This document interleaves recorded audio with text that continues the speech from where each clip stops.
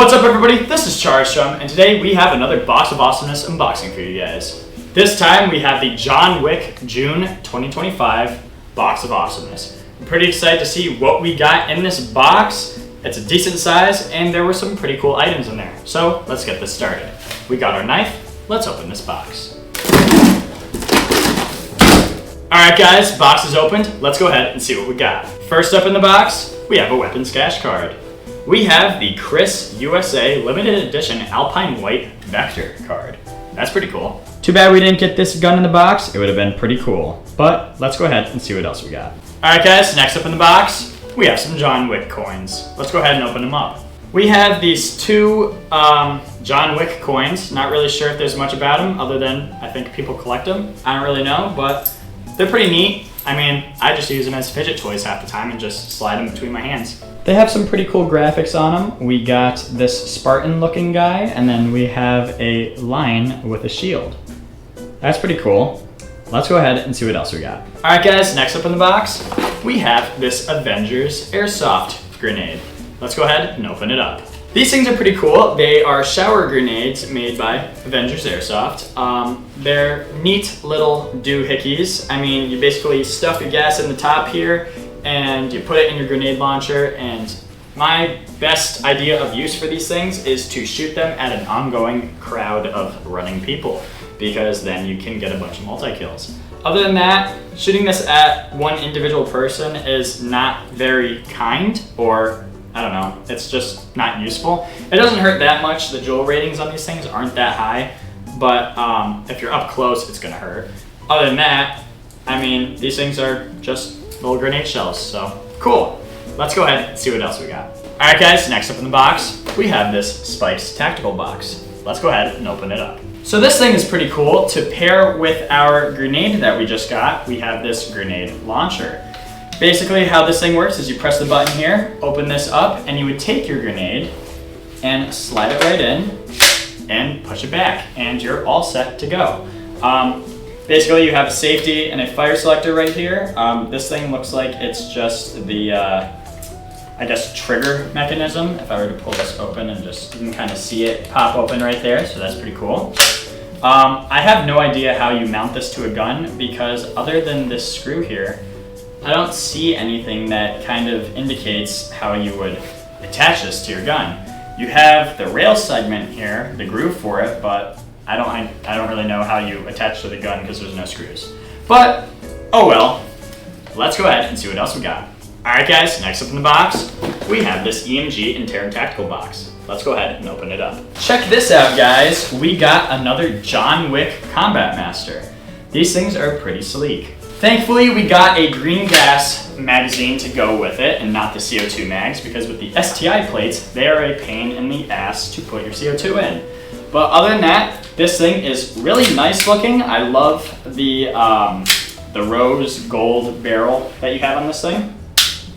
Yeah, this is a nice pistol. It's basically a 2011 model that has some abnormally large features, such as the magazine release. I really hate how they do this magazine release, but oh well. You have an ambidextrous safety selector, and the thing overall just looks beautiful. I mean, they're nice starter guns, and they have a pretty good output, joule rating, feet per second, however you want to go about it, but these things are really nice for up close and personal kills, where a rifle just wouldn't really be helpful, or an SMG. You know, you want to have something small and compact. You just want to get around a corner. You don't want to have to lug your big DMR or whatever. You're just trying to get a nice, easy, clean kill. You're trying to be fast. Whatever the case, this is a good pistol for that. But yeah, let's go ahead and see what else we got. Alright guys, next up in the box, we have this Terran Tactical John Wick 3 MPX box. Let's go ahead and open it up. This thing's pretty cool. Check this out guys. We basically got this carbine kit looking thing for the MPX that we've previously had. This is pretty cool. Not sure how I feel about how this thing looks. The carbon fiber is nice and all, but it is plastic, and this buffer tube is very shaky.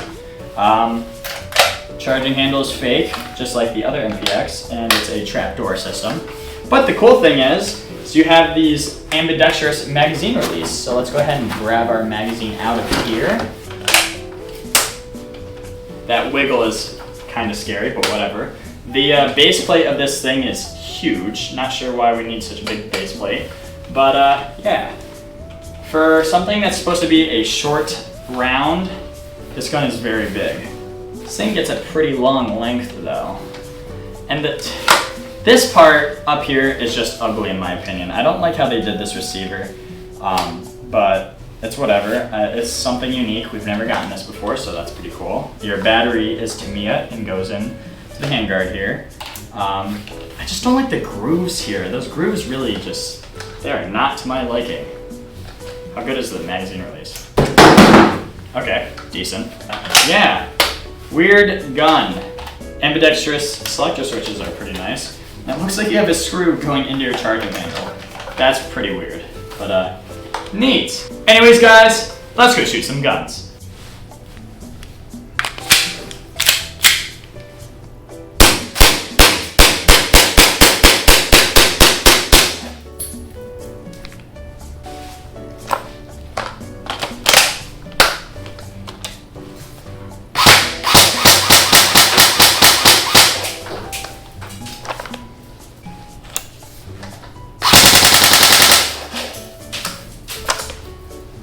These guns are actually pretty nice. As for the Terran Tactical, it's just like every other Terran Tactical we've gotten on this channel. It shoots pretty accurate. The stippling on it's really nice. I like how it feels in my hand. And it's just basically that great starter pistol you can get.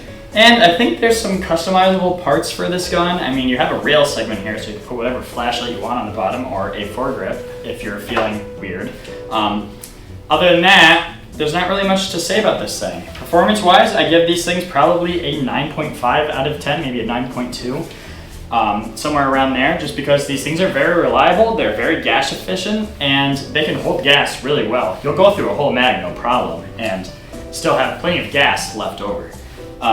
And aesthetic-wise, I'm not a John Wick fan, so honestly, I'd give this thing maybe like 7.1. I don't really like the look of 2011s. I think they're too, you know, new age looking. I don't really know. I don't like how it looks. That's just my opinion. You might not agree with me, but oh well. As for the John Wick 3 MPX, this thing is kind of a pain in the ass. So for starters, to get to the battery, you have to take this handguard off.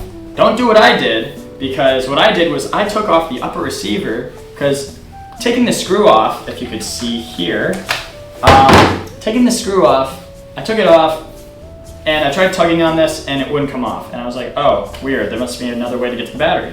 I took the upper receiver off, and that is a mistake, because by doing that, you're pulling this wire out in here, and it turns into a whole problem. By pulling that wire, you kind of disengage where it's sitting, like from the factory, I guess. I don't know.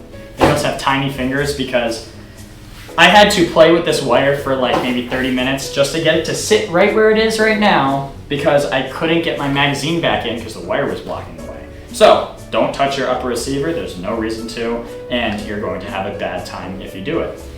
Taking the handguard off. You might need 2 people to get this thing off. I don't really know. Maybe this one's just super tight. Couldn't tell you. But I definitely had a lot of struggle getting this off. And the second time that I did it, I ended up pulling the Tamiya connector right off. So that was kind of a pain in the ass. Really wish they did a better design with this, because especially making this thing Tamiya, that was the first mistake. They should have made it Dean's, so that way the block wouldn't catch on all of these M-LOK guards. That's exactly how it got pulled off. And by pulling this thing off so hard, you really have to, you have to put a lot of effort into taking this handguard off. By doing so, you're scratching up this ring up here, and you're scratching up the inside of the barrel just because it's a lot of force, and you're not gonna pull it off accurately. This thing, I really had to take it from one end of the table just to pull it off. It's super tight, and I don't know why, and this is not beginner friendly. As for shooting like a beginner, it's not beginner friendly, so I don't know. It has good range, and a good jewel rating, but other than that, I couldn't really say a lot of good things about this. Aesthetically, I would give this thing a 5.1. I really don't like how this thing looks. It's ugly in my opinion, but it's something new, so there's that. And as for shooting, I give this thing like a 6.2. It has all the good stats, but to put your battery in is so tedious and annoying. And chances are you're not going to last the whole day because you're going to rip that Tamiya connector right off. So I don't know. This was just a whole bad idea. They need to fix this wire assembly, but oh well. Anyways guys, I hope you all enjoyed this video. Leave a like if you did. Leave a comment as to what your favorite part of the video was. Don't forget to subscribe. Thank you all for watching and have a good one. What's up guys? I hope you all enjoyed the video. Please check out the video description below as we have a link to our Discord community. In this community, you can discuss Airsoft events or show off your awesome gear. We are always welcoming new members. We hope to see you there. Thank you all for watching and have a good one.